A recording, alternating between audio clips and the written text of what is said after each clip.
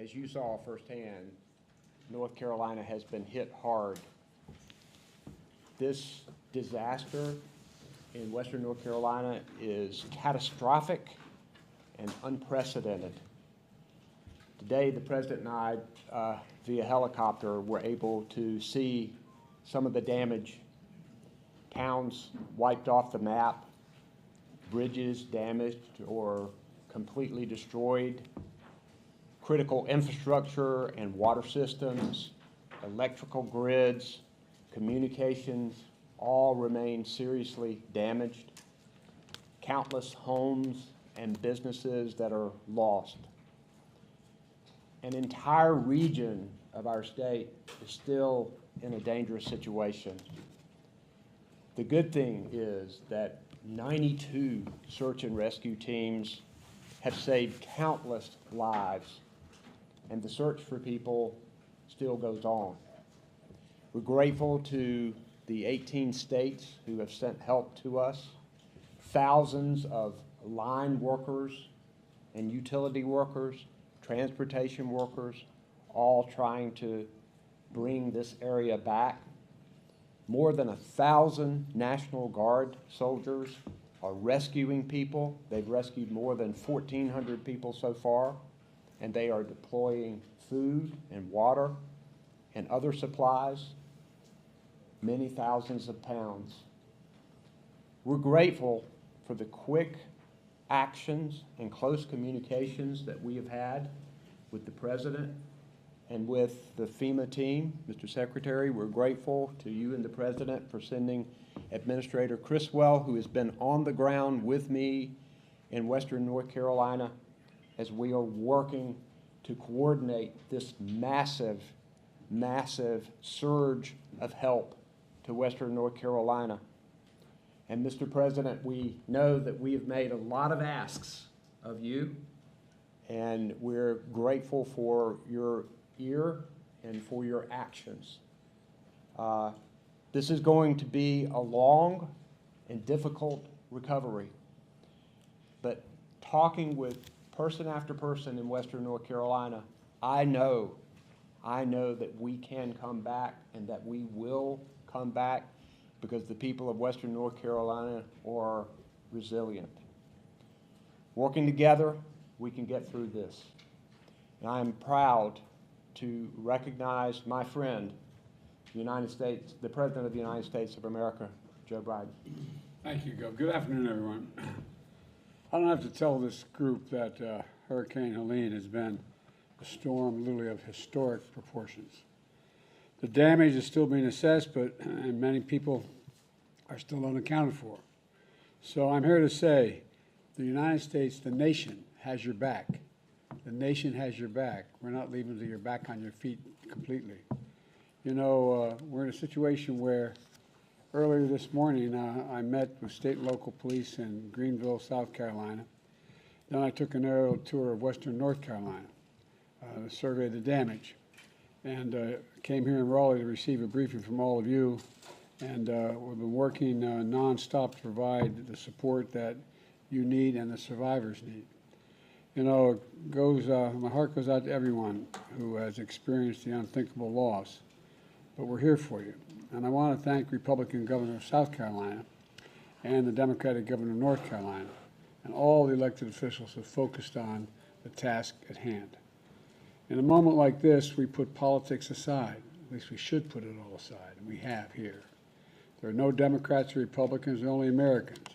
And our job is to help as many people as we can, as quickly as we can, and as thoroughly as we can. You know, that's why even before the storm hit, I directed the entire federal government to use every possible resource to help communities across the nation, across the region, get ready. We deployed over 1,000 first responders throughout the Southeast. I immediately approved emergency declarations as soon as I received the request from your governors.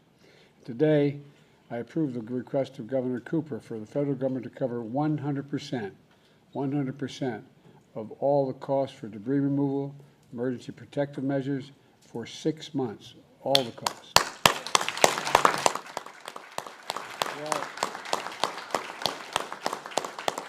This of this really matters. There are 70 North Carolinians who are dead and 100 more who are unaccounted for. And much of Asheville is underwater. I've flown over an awful lot of storm-damaged areas since I've been president. Matter of fact, most of many of them forest fires. And with the FEMA director and I have flown over more forest that's been taken down to the ground because of fires and a whole range of other reasons than makes up the entire state of Maryland. And so I've seen a lot, but looking at Asheville and just imagining what it must have been like sitting along those rivers and streams as all that rain came down, what, 19 inches of rain, something like that, incredible amount of rain. Watching homes, you could see homes that are moved from clearly from one side of the river down the river to another side of the river. And can only imagine what it's like to have been in one of those homes. And much of Asheville was underwater.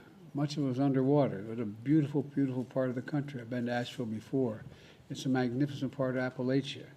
Much of it was underwater. Communities like Chimney Rock are reduced to piles of wood and debris. I mean, you look down, that's what you see as we flew over and circled in a helicopter.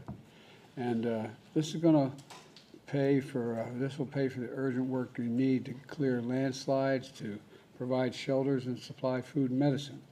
But today I'm also directing the Department of Defense to move up 1,000 soldiers to reinforce North Carolina's National Guard because they need additional assistance.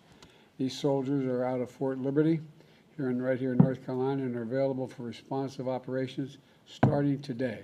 They're going to speed up the delivery of life-saving supplies like food, water, and medicines to isolated communities over what the Pentagon calls the last tactical mile. The last tactical mile. Simply put, we've got the capabilities to get the job done, and we're going to get it done fast as possible. I've also directed the development of deployment of Starlink satellites. 50 are in place right now. More are going to be put in place so people in places like Canton can call for help and reach the ones that loved ones who they're not sure of anybody other than that phone because of no cell service. And on top of this, the FEMA teams are offering free temporary housing and hotel rooms for eligible residents. They're continuing to send helicopters and trucks to deliver hundreds of thousands of meals and liters of water in communities every single day. And they're literally knocking on doors and visiting shelters to register folks so they can receive assistance to buy the urgent needs that they have because they've lost everything, like prescriptions and baby formula and essentials. This is a direct assistance that is being delivered here today, not later, but today. And so, but folks, it's going to cost us billions of dollars. It's going to cost billions of dollars to deal with this storm and all the communities affected. And Congress has an obligation to ensure the states have the resources they need. Let me close with this. Nobody can deny the impact of climate crisis anymore. At least I hope they don't. They must be brain dead if they do. Scientists report that with warming oceans powering more intense rains, storms like Helene are getting stronger and stronger. Not going to get less. They're going to get stronger. Today in North Carolina, I saw the impacts of that fury. Massive trees uprooted. Homes literally swept off their foundations, swept down rivers. You know, families are heartbroken. But there are also neighbors helping neighbors. That's the other thing. We were talking about coming over here in an automobile. It's amazing when people step up when people are in need because they're neighbors. I think we underestimate that. That's why one of the things I did with all I put in place in terms of everything from the Recovery Act on down is that we've actually invested more funding under my administration in the so-called red states than blue states because the need was greater. They're larger states, they're larger territories. Because this is about America. It's not about one state or another, Democrat or Republican, it's about America. And volunteers, first responders are standing side by side, people leaning on each other to pick up the pieces that are left over. And that's the best of America. I firmly believe, and I've saying it for 3 years, there's nothing beyond our capacity to do. Nothing. This is the United States of America, for God's sake. Whenever we work together, we've never failed to get something done. So I thank everyone who has been working tirelessly in the cold, wet, and hungry to get the job done. And Kamal and I are here until the end. I want to God bless you all, and I'd like to turn it now over to Director Will Ray. Thank you, Mr. President.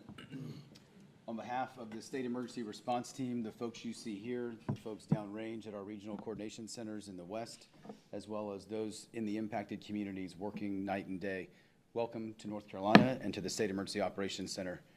This afternoon, we wanted to give you a quick operational update on the impacts of Helene and on the whole of community response that you see here. Beginning last week, September 25th, what began 3 days of extreme and unrelenting precipitation that has led to catastrophic flooding and damage to western North Carolina. We had saturated soils upwards of 9 inches prior to the bands of Helene entering North Carolina.